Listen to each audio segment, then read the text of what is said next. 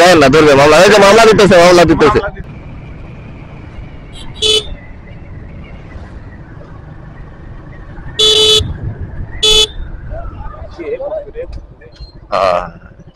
खत्म। নামেন মামলা হয়ে গেছে রে। আসসালামু আলাইকুম।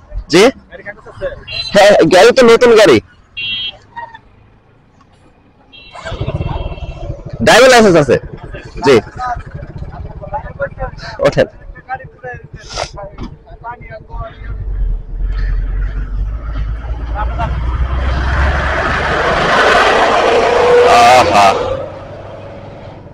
মামলা খেয়ে গিয়েছে যে ভাইয়া, আল্লাহ বাঁচাইছে। না যদিও এই যে পিলিয়নের মামলা দিতে পারতো, বুঝছেন, পিলিয়নে মানে আপনার মামলা দিতে পারতো। আপনার মনে করেন যে ইয়া ছিল না, হেলমেট ছিল না। যাক আলহামদুলিল্লাহ 500 টাকা দিয়ে বেঁচে গেছি ভাই, 500 টাকা বেঁচে গেছি।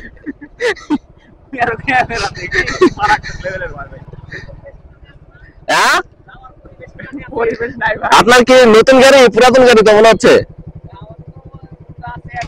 যায় না ধরবে মামলা, এই যে মামলা দিতেছে যদি কাগজপত্র না থাকে তাহলে যায় না। আমার তো নতুন গাড়ি, এই জন্য কিছু বলা নাই, বুঝলেন। হেলমেটের জন্য তো ধরলো না, পিলিয়নের হেলমেট ধরতে পারতো, ধরে নাই। আপনার হেলমেটের যদি কাগজপত্র ঠিক থাকে তখন তো হেলমেটের জন্য ধরতে পারে। ড্রাইভিং লাইসেন্স নাই তাহলে ভাই যায় না। ওই যে এই পাশে দেখলাম ওই দুইজন বা তিনজন, দুইজনকে দাঁড় করা রাখছে, মামলা দিতেছে। হ্যাঁ, আমি যাবেন কোথায় আপনি? ও ভিতরে যাওয়ার কোনো রাস্তা নাই। আপনার তো হেলমেটও নাই, হেলমেট থাকলে আমি না পার করে দিয়ে আসতে পারতাম।